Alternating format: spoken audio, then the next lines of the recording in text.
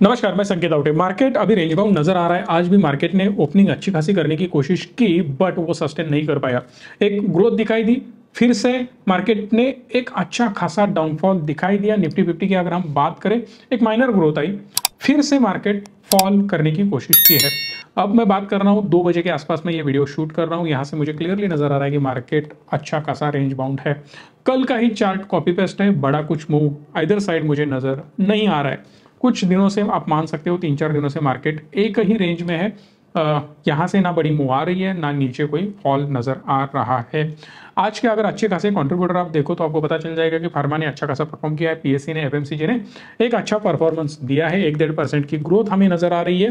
But overall अगर आप देखो तो कोई सेक्टर, अगर आप बैंकिंग की तरफ रुख करें तो आपको नजर आएगा प्रेशर में नजर आ रहे हैं।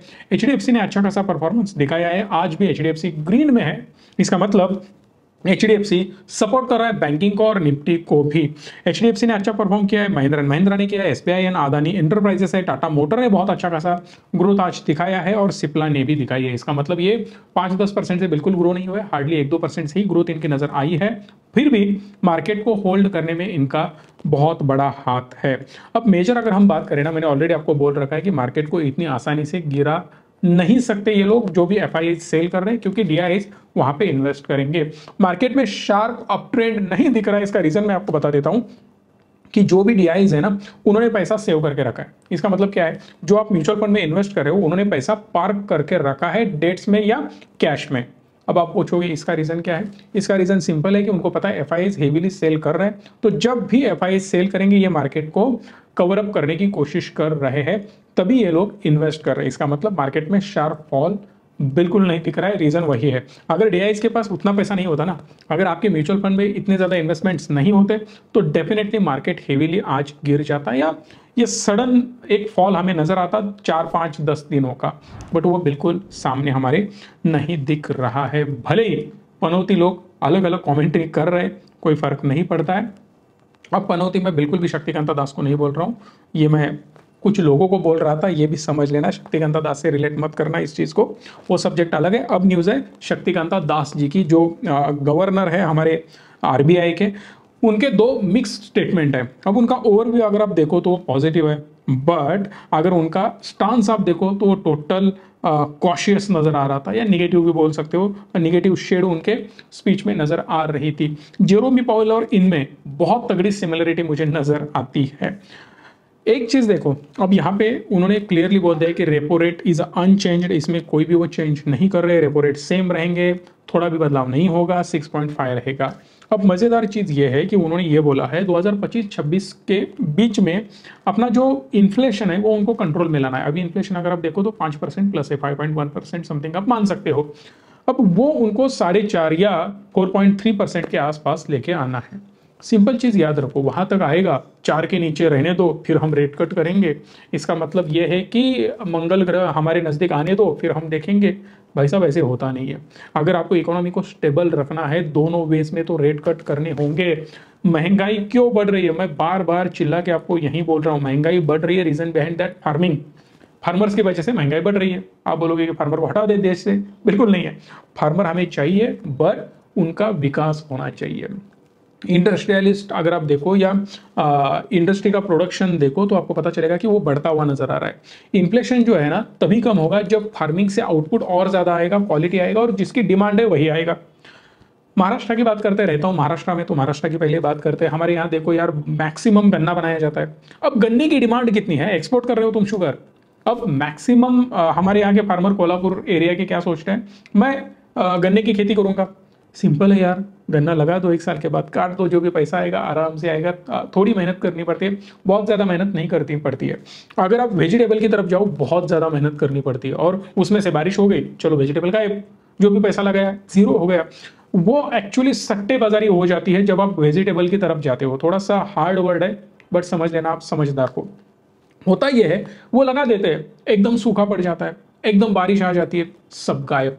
अनसर्टन वेदर है अभी का, वो बहुत ज्यादा नेगेटिव इंपैक्ट करता है अभी फिलहाल ये मार्केट के ऊपर या वेजिटेबल्स के ऊपर।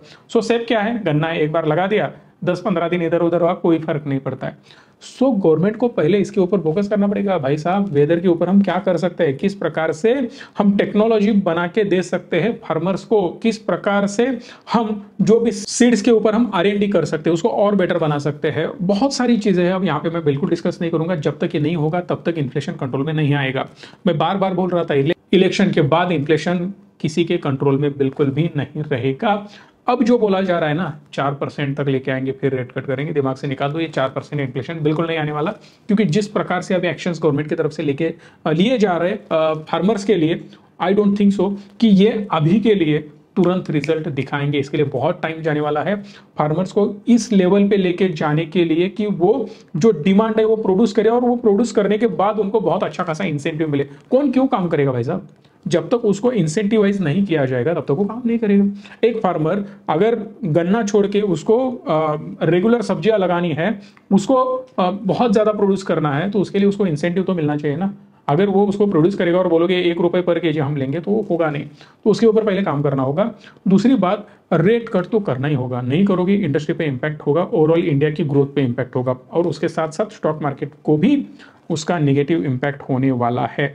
शक्तिकांता दास के हिसाब से बैंक को और ज्यादा कॉशियस होना चाहिए। रीजन बिहाइंड दैट कि यहाँ पे डिपॉजिट्स कम आ सकते हैं, बहुत ज्यादा इनफ्लो जा रहा है स्टॉक मार्केट के अंदर। सो म्यूचुअल फंड के थ्रू है, डायरेक्ट एडवाइजरी के थ्रू है, जैसे हम भी आपको एडवाइजरी प्रोवाइड करते हैं, वहां से आप इन्वेस्ट करते हो। सो बहुत सारे लोगों को जो रिटर्न्स मिल रहे हैं ना वो बहुत अच्छे खासे मिल रहे हैं। तो लोग क्या सोच रहे हैं कि भाई साहब ये बैंक के बड़ी में ना जाते हुए हम स्टॉक मार्केट की तरफ जाते हैं, वहां पे इन्वेस्ट करते हैं, म्यूचुअल फंड में स्टॉक में करते हैं।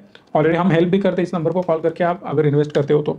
सो ऐसे केस में होता यह है कि जो इनफ्लो है बैंक का वो कम हो रहा है, और वहां पे जो क्रेडिट रिस्क है वो भी बढ़ती हुई नजर आ रही है। बहुत सारे लोग डिफॉल्ट करने वाले भी वहां पे हो सकते हैं। सो उसका मतलब ही सिंपल है कि बैंकिंग को और ज़्यादा स्ट्रांग बनाना पड़ेगा। और मे भी मुझे ये बार बार ये बू आती है कि ये जो किया जा रहा है ना, ये क्लियरली स्टॉक मार्केट को स्टॉप करने के हिसाब से कुछ एक्शंस लिए जा रहे हैं क्या, उसके ऊपर भी देखना होगा। क्योंकि ये जो ग्रोथ है ना उसको थोड़ा ढीला करने की कोशिश भी हो सकती है। रेट कट हम नहीं करेंगे, बैंकिंग स्ट्रांग रहेगा, थोड़ा इन्फ्लो हमारे पास भी आ जाएगा, ये भी चाल हो सकती है। बट ये चाल नाकाम रहेगी, ये मैं आपको अभी से बोल सकता हूँ। उन्होंने कुछ अनाउंसमेंट करी है कि जीडीपी की ग्रोथ एक्सपेक्टेड है 7.2 के आसपास। उसके साथ साथ यूपीआई का जो लिमिट है वो 1 लाख से बढ़ के सीधा 5 लाख तक करने की कोशिश वो लोग करने वाले हैं। जो आप चेक क्रेडिट करते हो, वो जो चेक आप डिपॉजिट करने के बाद जिसका क्रेडिट होने का टाइम है वो बहुत ज़्यादा है, वो कम करने की कोशिश उन्होंने शुरू कर दी है। मे बी उनका मानना है कि कुछ घंटों में जो भी चेक का पेमेंट है आपके अकाउंट में क्रेडिट हो जाएगा। क्योंकि अभी जो भी 2-3 दिन 4 दिन 5 दिन वगैरह लगते हैं वो जेन्युइनली कम होना चाहिए या बंद ही होना चाहिए। सडनली मैंने चेक डिपॉजिट कर लिया, वो ट्रांसफर हो गया, काम खत्म, इतना ज़्यादा टाइम नहीं लेना चाहिए, ये मेरा भी मानना है। उनके हिसाब से जो भी चल रहा है ना, तो बैंक की हेल्थ उनको नहीं लगता है कि वो आगे जाके सस्टेन कर पाएगा। इसी तरीके से वो काम करेंगे तो इसका मतलब क्या है, और ज़्यादा बैंकिंग इंप्रूव करने पे वो फोकस करेंगे, और ज़्यादा रिस्ट्रिक्शंस बैंक पे लेके आएंगे, और ज़्यादा बैंक को परेशान करने की कोशिश हो सकती है। इससे बैंकिंग की ग्रोथ थोड़ी कम होने के चांसेस है। ओवरऑल मेरे हिसाब से अगर आप रेट कट नहीं करोगे तो ओवरऑल मार्केट स्ट्रगल कर सकता है। अगर 1-2-3 क्वार्टर आप ऐसे निकाल दोगे तो जो ग्रोथ एक्सपेक्टेड है वो हमें नजर नहीं आएगी। मैं बिल्कुल मार्केट की तरफ से बात नहीं कर रहा हूँ, मार्केट की ग्रोथ छोड़ दो, तेल लगाने गई वो मार्केट की ग्रोथ, देश की ग्रोथ नहीं होगी। रीजन बिहाइंड दैट कि अगर आप रेट कट नहीं करोगे, कंपनियां एक्सपेंशन नहीं करेंगी। बहुत सारे कंपनियों ने ऑलरेडी एंटिसिपेट किया था कि अभी रेट कट हो सकता है, उसके भरोसे उन्होंने कैपेक्स प्लान कर रखा था। और अगर आप रेट कट नहीं करोगे तो नेगेटिव इंपैक्ट ऑब्वियसली उन कंपनियों के ऊपर होने वाला है। दुनिया में इंटरेस्ट रेट 0 है, अभी भी हम 7-8% पे बैठे हैं। अभी अपना रेपो रेट 6.5 है, वो बहुत ज़्यादा कम करना पड़ेगा। जब तक ये 2-3-4% तक नहीं जाता तब तक और थोड़ी एग्रेसिव ग्रोथ हमें नज़र नहीं आएगी बिजनेसेस में। जितना इजी मनी अवेलेबल होगा बिजनेसेस के लिए, उतना ज़्यादा बिजनेसेस और ज़्यादा ग्रो हो पाएंगे। अगर पैसा इजीली अवेलेबल नहीं होगा बिजनेस करने के लिए, इंटरेस्ट रेट बहुत ज़्यादा होंगे, ग्रोथ बिल्कुल नहीं होगी जो हम एक्सपेक्ट कर रहे हैं कि दुनिया की बिगेस्ट इकोनॉमी बनने का या टॉप ग्रोइंग इकोनॉमी बनने का। अगली न्यूज है महाराष्ट्र सरकार की। महाराष्ट्र सरकार अब एक कैबिनेट में उन्होंने फैसला ले लिया है कि 200 लॉजिस्टिक पार्क उनको बनाने हैं, उसका अप्रूवल भी उन्होंने दे दिया है। इसमें क्या होने वाला है कि लॉजिस्टिक कॉस्ट जो अभी फिलहाल आ रही है समवेयर अराउंड 14%, उसको सीधा कम करना है 4 से 5% से, मतलब अप्रोक्सीमेटली 10% तक इस कॉस्ट को लेके आना है।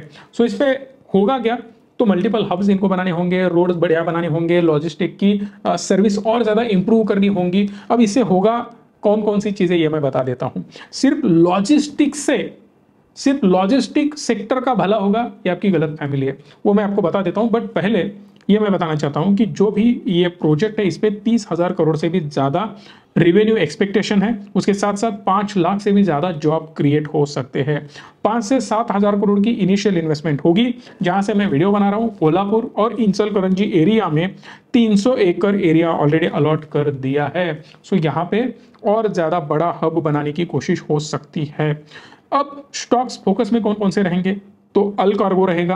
अल कार्गो लॉजिस्टिक आपको पता होगा, महिंद्रा लॉजिस्टिक है, डिलीवरी है, शोमैन लॉजिस्टिक है। ये भी स्टॉक थोड़ा सा गो थ्रू कर लीजिए, आपको पता चल जाएगा कि ये कौन सा स्टॉक है। अब लॉजिस्टिक से होगा ये, कनेक्टिविटी और ज़्यादा स्ट्रांग होगी, रोड्स तो बढ़िया बनाने पड़ेंगे, लॉजिस्टिक के हब जगह जगह पे बनते जाएंगे, इससे डिलीवरी फास्ट होगी तो उसके साथ साथ जो व्हीकल का सेल है वो और ज़्यादा बढ़ सकता है, जॉब्स और ज़्यादा क्रिएट हो सकते हैं, बिजनेसेस फास्ट हो सकते हैं, बिजनेसेस के ऑपरेटिंग प्रॉफिट मार्जिन बढ़ सकते हैं बिकॉज ऑफ उनकी लॉजिस्टिक कॉस्ट कम हो चुकी है। भाई साहब, एक सिंपल माउस का भी अगर आप एग्जांपल देखो ना, 1000 पार्ट्स इसमें लगते हैं और 1000 जगह से बनके वो एक जगह पे आते हैं, फिर उसकी असेंबली होती है, फिर यहाँ से और जगह जगह पे डिस्ट्रीब्यूट किए जाते हैं, वहां से फिर रिटेलर को डिस्ट्रीब्यूट किए जाते हैं, फिर वहां से आपके घर में पहुंचता है। तो बहुत लंबी प्रोसेस है, हर बार वो घूमता रहता है। एक स्पेयर पार्ट की मैं बात कर रहा हूं। तो जितना लॉजिस्टिक के ऊपर फोकस किया जाएगा उतना ज़्यादा ग्रोथ हमें नज़र आएगी। अब दुनिया से अगर इंडिया का कंपैरिजन करो ना, तो कम से कम 100 गुना बेटर है लॉजिस्टिक यूएस का इंडिया के हिसाब से। बट हम भी कुछ पीछे नहीं है, एग्रेसिवली बढ़ रहे, और ज़्यादा इंप्रूव करने की जरूरत है। भाई साहब, अब 10 मिनट में 15 मिनट में डिलीवरी हो रही है इंडिया में, और क्या चाहिए, जहाँ पे 150 करोड़ का पॉपुलेशन है। बहुत बड़ा पॉपुलेशन है, एक्चुअली 140 करोड़ प्लस है हम, बट बोला जाता है 150 करोड़, राउंड फिगर हम भी बोला करते हैं। बहुत सारे लोगों के कमेंट आ रहे हैं कि भाई साहब ये इंडिया विक्स होता क्या है और इससे क्या फायदा नुकसान है, ये थोड़ा एक्सप्लेन करो। सिंपल बताता हूँ, अगर आप ऑप्शंस में काम कर रहे हो, इंडिया विक्स भी देखना चाहिए, इन्वेस्टिंग कर रहे हो, इंडिया विक्स भी देखना चाहिए। इंडिया विक्स क्या होता है, वोलेटिलिटी इंडेक्स है ये, मतलब आपके मन में कितना फियर है वो इंडिकेट करता है। आपके मन में डर है क्या, अब मार्केट गिर सकता है, अब कब इन्वेस्ट करें, एसटीपी लगाए या डायरेक्ट इन्वेस्ट करें, क्या करूं, इतना ही गिरेगा और गिरेगा, इससे आगे बढ़ सकता है, नहीं बढ़ सकता है। ये सारे सवालों के जवाब इंडिया विक्स देता है। मतलब आप सबके मन में क्या चल रहा है, ये इंडिया विक्स कैलकुलेट करके बता देता है। जितना ये विक्स का आंकड़ा बड़ा होता है, इसका मतलब फियर बहुत ज्यादा है, बहुत ज्यादा market up and down volatile रह सकता है। जितना इंडिया विक्स कम होगा उतना फियर कम होगा। अगर इंडिया विक्स बहुत ज्यादा है ना, तो प्रीमियम ऑप्शंस के बहुत ज्यादा बढ़ जाते हैं, फूक जाते हैं आप बोल सकते हो, और बाद में वो श्रिंक होने लग जाते हैं। इसीलिए जब भी इंडिया विक्स बढ़े तो ऑप्शन सेलिंग के ऊपर फोकस बहुत ज्यादा होना चाहिए, क्योंकि आप प्रीमियम खा सकते हो, हेजिंग कर सकते हो, स्ट्रैडल स्ट्रैंगल बना सकते हो। डिटेल इंफॉर्मेशन चाहिए, कोर्स ज्वाइन करना है, हमारे कोर्सेस भी होते हैं, बहुत कम बैचेस में लेता हूँ, फिर भी जितनी भी लेता हूँ बहुत क्वालिटी लेता हूँ। अगर आपको ज्वाइन करनी है, इस नंबर को कॉल करो, बैच ज्वाइन कर सकते हो। कंप्लीट ऑप्शंस उसमें सिखाएंगे, उसके साथ साथ टेक्निकल एनालिसिस बहुत अच्छे लेवल पे हम सिखाते हैं। अब इंडिया विक्स अगर कम हो ना, तो फेयर कम है, ऑप्शन बाइंग कर सकते हो, बिकॉज जो भी मोमेंट आएगी ऑप्शन बहुत ज़्यादा डीके नहीं होगा, आपका फायदा ऑप्शन बाइंग में हो सकता है। तो लॉन्ग करना है, शॉर्ट करना है, ये सारी चीज़ें वहाँ पे आप समझ जाओगे।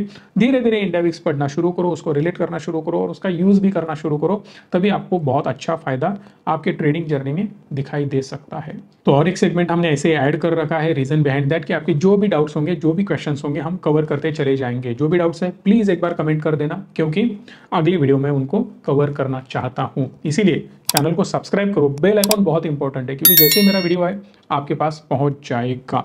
एक बढ़िया स्टॉक जो हम आपके लिए लेके आए हैं, जो ब्रेकआउट देने के लिए तैयार है, दे चुका है और एक देने वाला है।